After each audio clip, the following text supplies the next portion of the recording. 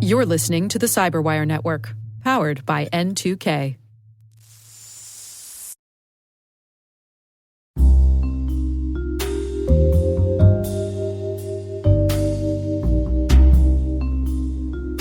It was a cold, cold night when we got together. A cold, cold, rainy night. I've seen it all in this line of work. The grifters, the hustlers, the two-bit fishers pulling cons over coffee shop Wi-Fi. But this was different. This wasn't some small-time scam. This was malware. Slick, silent, and deadly. My office smelled of stale coffee and burnt-out firewalls, the only light spilling in from the monitor in the corner. Rick and Selena appeared, faces lit by their own monitors, each looking as worn out as I felt. Rick was holding a flash drive, giving me that look like he'd just seen a ghost. Selena, meanwhile, was scrolling through lines of code, her expression hard, determined. I leaned in. This wasn't your average malware case. This was something else. It lurked in the corners, stayed quiet and patient. The kind of code that doesn't just steal data, it aims to unravel things from the inside. They didn't need to say much. The message was clear enough. In our world, the threats keep getting smarter. All you can do is try to stay one step ahead, even when it feels like the game is rigged. And just like that, I knew I was in deep. This case wasn't just any old breach. This was war, and it was about to get messy.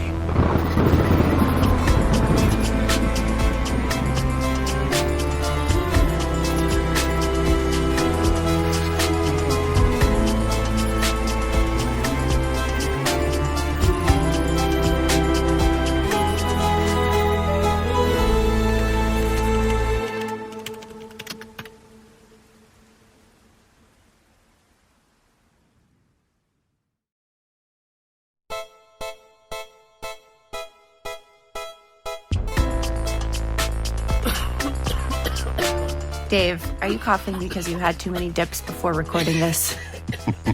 I can neither confirm nor deny. I can confirm it. Well, now that the cooler weather's coming, is it switching from dip season to soup season, or warm dips? Warm dip season. I mean, there's a fine line between a hot soup and a warm dip. I think it's a matter of viscosity. But anything that you can take either a chip or a bit of bread and put it in. I'm totally fine considering that to be a dip. So, yes. So soupsies are a subset of dips, is what you just described to us. I love that. Soups are just dips with very low viscosity. That's all. It's all, yeah, that's fine. Sure. Well, on that note,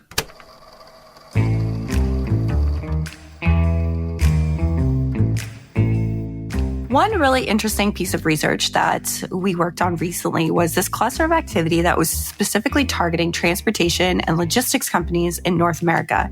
It ended up delivering a variety of different malware payloads, but what I thought was the most interesting was it's a really fantastic example of threat actors being pretty creative in terms of their delivery methods. So in this case, they were compromising legitimate senders, compromising real accounts, and then actually... Is there ever an instance where they compromise illegitimate accounts? just wondering. Rick, always asking the hard-hitting questions.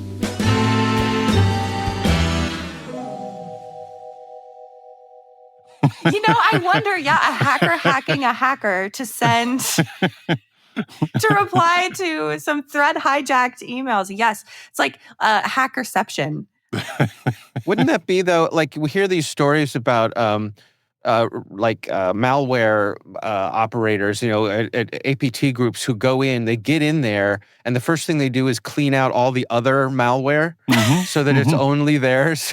It's theirs. So that's right. Making room from theirs. Everybody out of the pool. Yeah. Right. Well, I remember someone talking about, it was like an industrial control system situation where the operator knew who was in his system, but they did such a good job of cleaning everything else out that they were like, you know what, I'm going to let them be here for a little while. Instead of paying a third party to, monitor all that, let's let this guy do it. Yeah. Okay. I mean, eyes on, cleaning house. I could see it. I could see it happening. But in this case, so they did compromise the legitimate senders, and then they replied to existing conversations within that inbox to make the messages actually look legitimate. So it's kind of interesting because there were two parts to this. This was the first part where they are, instead of impersonating transportation or logistics companies, they really compromised those accounts and then tried to make it seem quite legitimate. Now, the second part, what made this kind of interesting was later on in their campaigns, they started using this, what we're calling a click fix technique. So essentially what happens is the target will receive this pop-up or notification of some sort, depending on what the actual attack chain is. And it'll be like, oh, you've encountered an issue. Click here to fix this.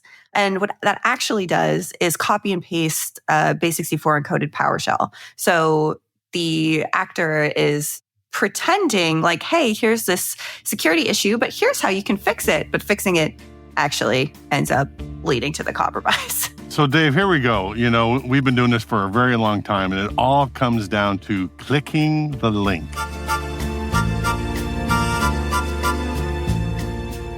Clicking the link, it's a simple mistake like falling for a pretty face in a smoky bar. I've been there. Heck, we all have. One click and you're in over your head. Just like I was when I trusted a source that turned out to be as crooked as a geriatric kangaroo.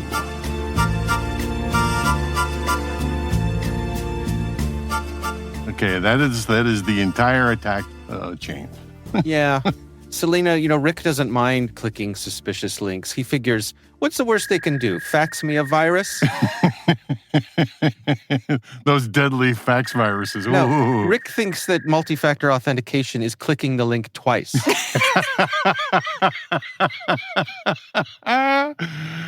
Wait, I'm going to write that down. That is not what it means. Oh, shoot. Yeah. Rick falls for scams so quickly, even the Nigerian princes say, wow, that was easy. I am on a first-name basis with all those Nigerian princes. Yeah. Rick has I guess we just best to call it an open relationship with all of his passwords. So tell us about this, Selena. What exactly goes into this click fix method? Because I've heard about this making the rounds, and there's some unique, particularly clever elements of this, right? Yeah, so we initially have seen it from multiple different threat actors. They might be doing fake updates delivery where it'll pop up and say, oh, you've encountered a problem with Chrome. Click here to fix it. We've also seen it delivered via email where there will be an HTML document that says, you've encountered a problem with Word. Click here to fix it. But what was really interesting about this particular attack chain was the HTML actually popped up with software that would be used in the course of normal operations for transportation and logistics companies. So they impersonated these software called Samsara, AMB Logistic, Astra TMS. Basically, this would only be used in transport and fleet operations management. So in addition to having that identity compromise, they also appeared to know some of the information that would be used in the course of normal operations, how it might be used by the people that they were targeting. So they were really very clever in a full-scale impersonation that if you're an unsuspecting recipient, this is a very compelling social engineering technique.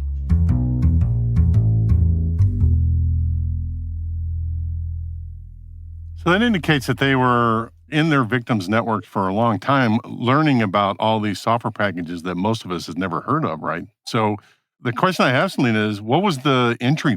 How'd they get in? You were mentioning they got in through email. Was that the victim zero, is compromising email accounts, or is there something more scary going on here? So from what we understand, we saw the visibility as the initial access via email. But to your point, whether it was they had compromised some of these organizations and done the research first, or whether they were just familiar with those business practices and done a lot of open source intelligence gathering, looking up what software might be used, investigating various organizations, or, what are common practices for this specific type of company, they did do quite a bit of investigation. And this goes back to this idea of criminals needing to do a lot more research, development, trying to be a lot more creative with their delivery methods. Because we as cyber defenders and our industry as a whole and enterprises at large, we have gotten better at security. And so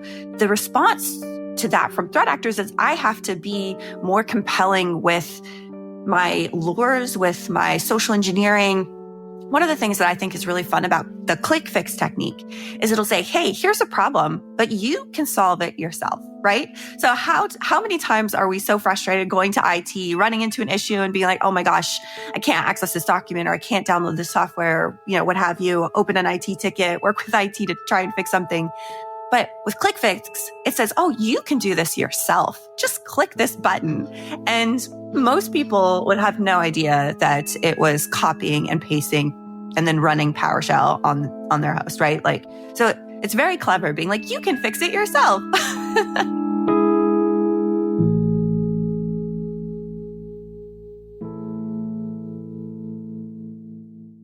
The one that would work on Rick would just say, "You've got mail."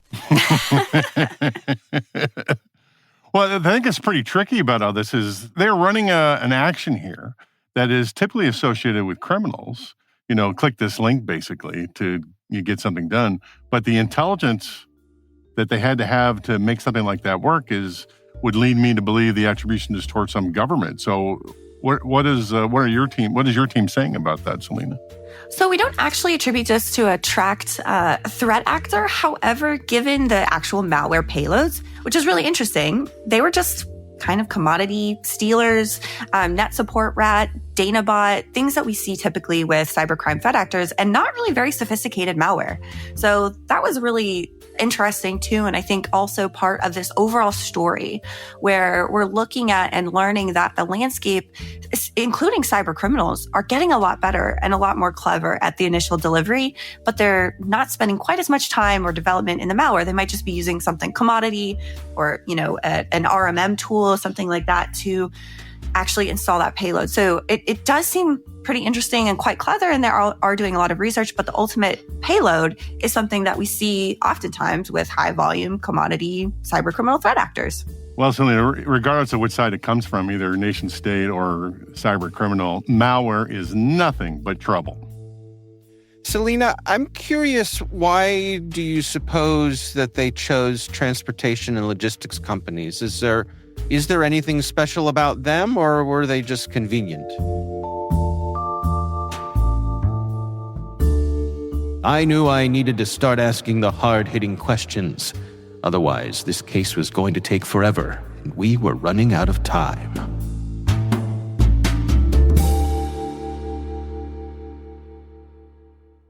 That is a great question. We don't really know the motivation, but I do think it speaks to something interesting about targeting supply chain.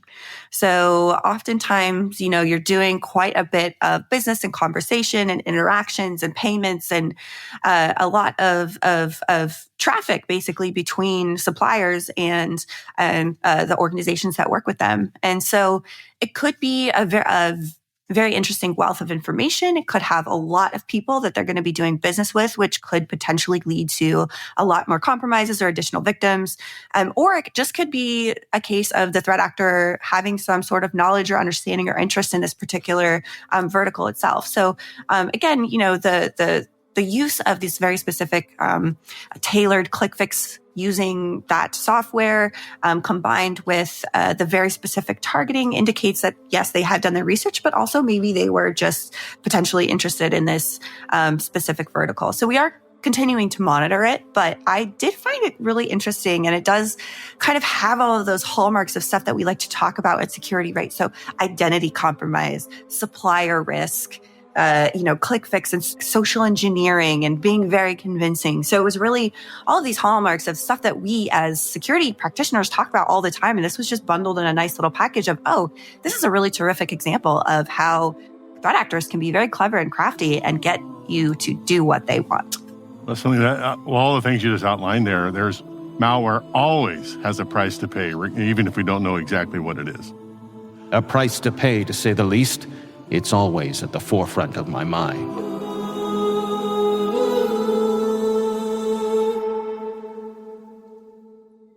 Stay tuned. There's more to come after the break.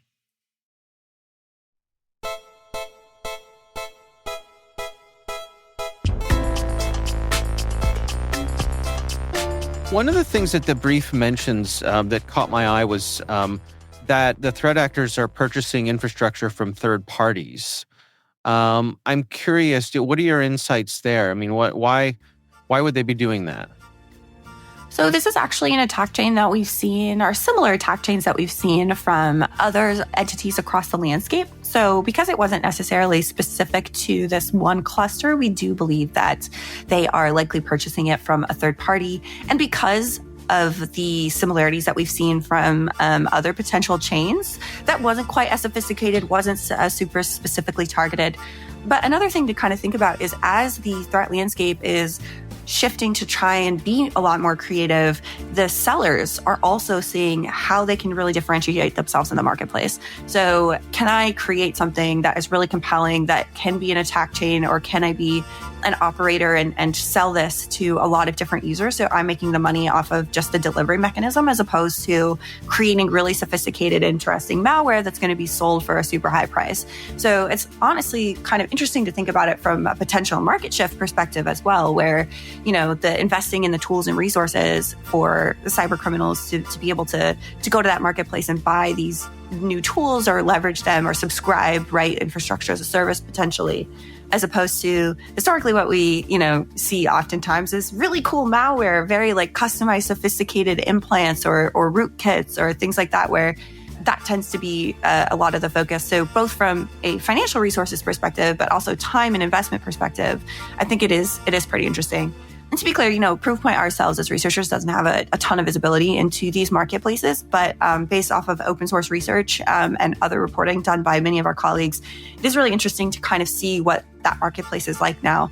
Also, in addition, that the shift away from remote access tools to more information stealers, or like the use of legitimate services like remote management and monitoring tools, there's been kind of a big change in the landscape, and that sort of have a trickle down economic impact, if you will, on the dark marketplaces and various exploit forums. Selena Reagan. That's what we are. Okay. But Selena, you mentioned supply chain attacks, and one of the reasons they like to do that is because that traffic most of the time looks normal, right? Until it's not normal. And then, chaos happens. And then, bum, it's horrible. So that's kind of the reason they do it that way, right?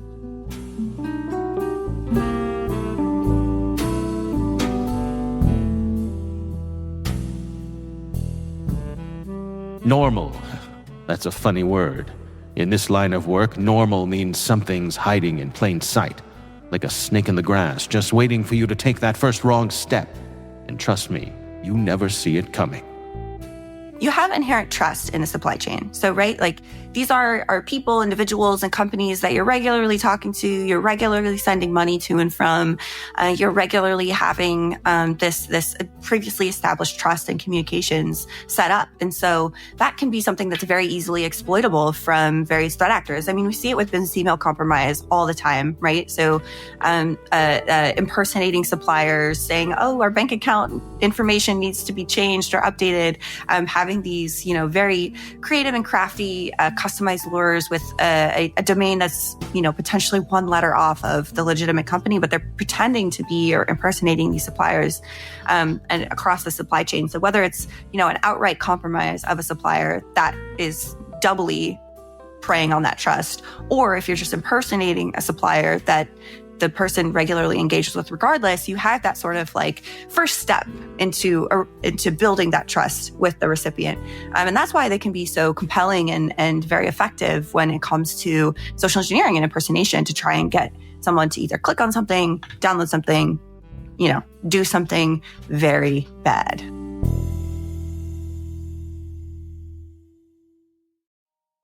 So are you saying, Selena, that we don't know what the ultimate objective was for these transportation kinds of companies? Do we not know what they got?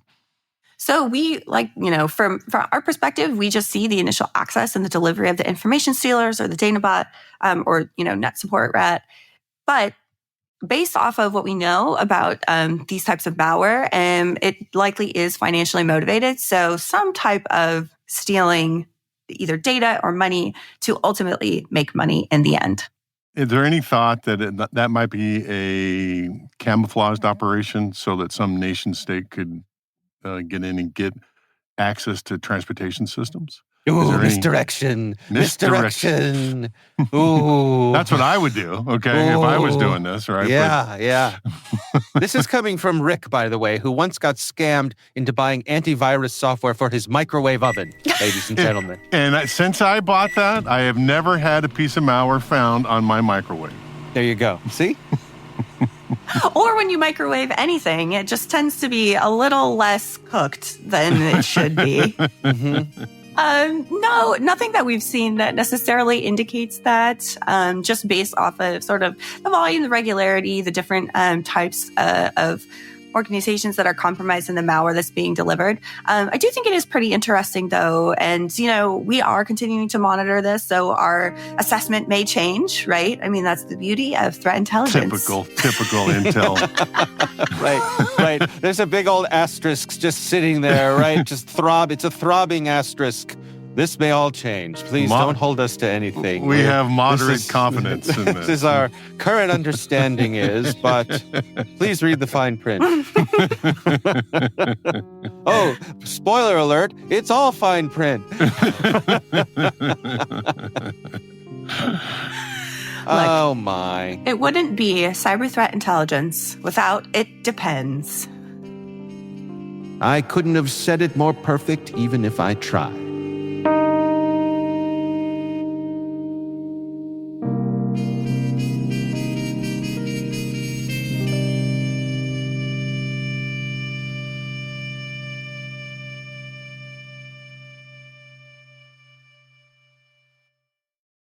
It's interesting to me how much they front-loaded things here. Like, as you say, it seems to me like they put most of their energy into the front end of getting in, of establishing trust, of simulating these known platforms. And then once they were in there, they were just using off-the-shelf tools to do what they needed to do then. But it was really the time, effort, expense was into that initial access. Is that accurate? Yeah, absolutely. And, we kind of joke and laugh about, espionage versus cybercrime and could this be? But I do think it is kind of an interesting conversation to be had where there is right now an evolution and an increase in sophistication from cyber criminal threat actors where they will, spend a lot of money and time and resources into developing that initial access where historically we could, there's a... It fits right in with our film noir. Ghost. My house is haunted. I apologize. That was my friendly ghost screaming as it walked by my office. Don't look at me. I have no idea what that was. But yeah, so it does kind of fit as part of this overall trend in the landscape where we're seeing this investment in time, energy, resources into the initial access. They're being a lot more creative, a lot more sophisticated in developing some of the, like Dave, you explained, front-loading the attack chain. But are they trying to develop exploit code or are they going in through social engineering? Because exploit code's expensive. Yeah, so that's a great point. At least from the email as an initial access perspective, it is very much an investment in social engineering and new attack chains. So it's not necessarily developing the exploits themselves. We have seen occasionally the use of some 0 days or end days as soon as something drops. They're very, very quickly adopted into these overall attack chains. But it does kind of bring up this interesting conversation where historically we have had this bias in cybersecurity where espionage, APT actors are the ones that are the most sophisticated. They're the ones that are going to be the most clever and crafty. And they are, the people that are investing a lot into those resources. Whereas, cybercrime used to just, deliver a malicious attachment or here's a malicious link. But now, there's a lot of overlap in TTPs from espionage and cybercriminal threat actors. There's a lot more sort of creativity and investigations and time going into attempts to exploit people. I love thinking about how people are getting creative with social engineering. I mean, the click fix thing, I think, was really a very, very clever social engineering feat, right? Getting someone to think that they know best and to do something and actually infecting themselves. I mean, how clever, right? And so that's why we see it being used so much now. As it started off a little bit slow, but oh wow, wait, this is actually really effective. People like fixing stuff themselves, and they don't have to talk to IT. Where, focus on a little bit kind of like the human psychology aspect of it as well, where threat actors have to think about, how is a person going to respond to this, right? Like we're increasingly trained as human beings and people to not just click on something. So we're not just going to click on something that's obviously malicious anymore. We're not just going to download something because someone tells us to. You clearly haven't talked to anybody in my family, all right? So as a whole, in general, everyone besides Rick. Oh, no. I click on them all the time, too. So I'm a poor example. But yeah, the sort of like human psychology, right? Like we're if we think about like the Hercule Poirot of cyber investigations, the little gray cells and the human psychology, how can we use that? Hercule Poirot. We had one word for someone like that, and that word was chump. To both better educate people, but also from a threat actor perspective, how can I use my little gray cells to get someone to click on something or engage with something that they otherwise wouldn't? It's interesting to see that sort of whole evolution. But then, of course, we are the good guys and have to figure out and be creative with our defense and to prevent it as well.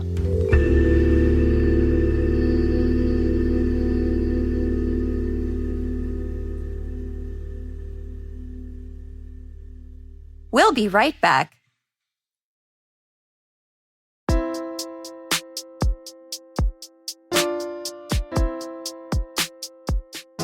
Well, let's talk about mitigations. Let's bring it home then. What are the recommendations here for folks to best protect themselves?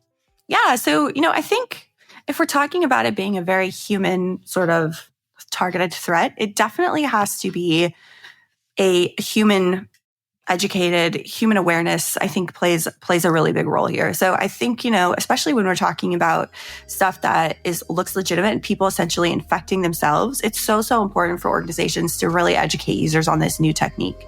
Also, I think it's really helpful to remind folks that even if they are engaging with someone or they're receiving something from somebody, even if they'd previously talked to them, if it seems out of place, or if it's a file or an attachment type that you don't typically receive. So for example, this was an internet shortcut URL file in many cases, or an HTML with an embedded internet or .url file.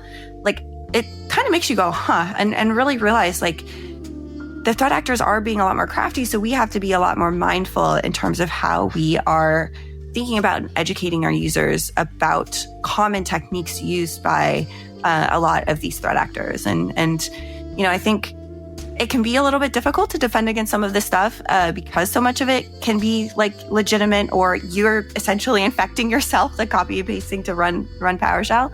And so a lot of it is just kind of like user awareness and reporting.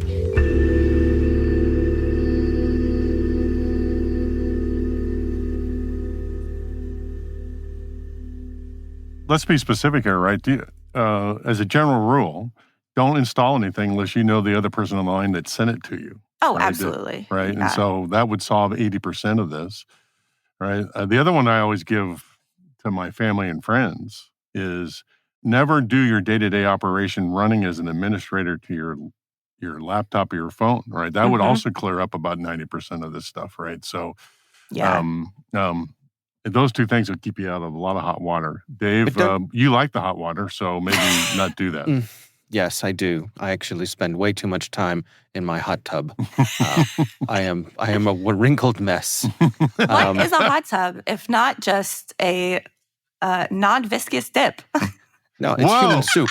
It's nice human callback. Soup. That's what it is. That is very good. That's right. That's right. But Rick, I mean, to what you just said there, don't install anything where you don't know the sender. That was part of what this was about, right? They were convincing the people that this was a known entity, that this is, nothing to see here. This is software that you're familiar with.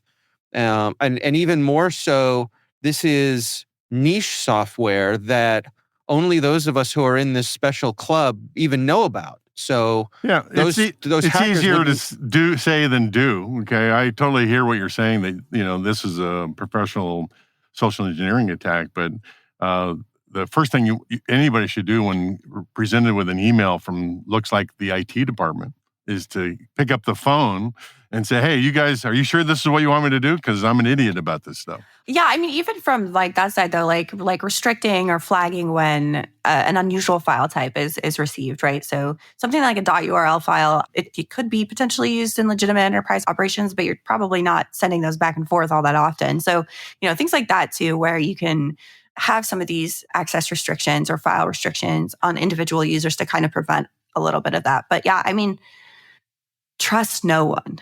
Trust no one. Poor Rick. When they get Rick on the line, after he's given them his credit card number, he says, hey, why don't I give you my social security number Just in case. Just in case you need it. It might save you a call later. Yeah. Let me just give that to you. I don't want to do this twice. All right, No. Well, that's Rick's way of making sure that he's so secure, is that all threat actors have access to any of his potential data. And so none of them even try to go after him because they know everyone else can too. I'm an open book. That's true. Rick's passwords are so old, they come with an AARP discount. All right. Anything else we want to cover here, Selena, before we wrap up?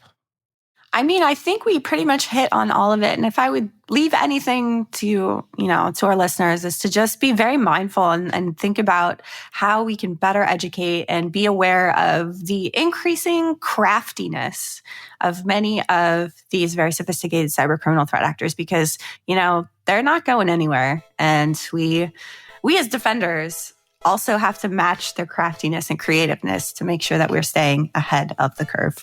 For you, Dave, that means just close the laptop and walk away. Right? That's right.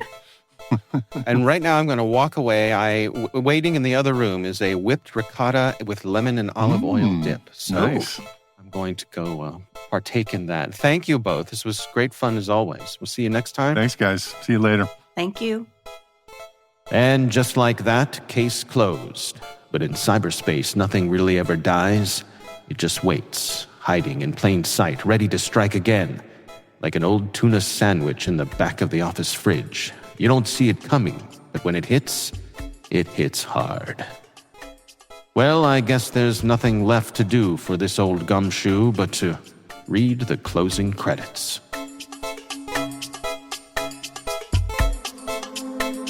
And that's Only Malware in the Building, brought to you by N2K's Cyberwire.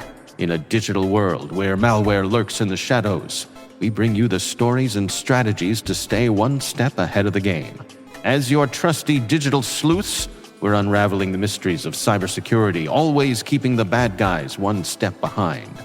We'd love to know what you think of this podcast. Your feedback ensures we deliver the insights that keep you a step ahead in the ever-evolving world of cybersecurity. If you like our show, please share a rating and review in your favorite podcast app. This episode was produced by Liz Stokes. Mixing and sound design by Trey Hester, with original music by Elliot Peltzman.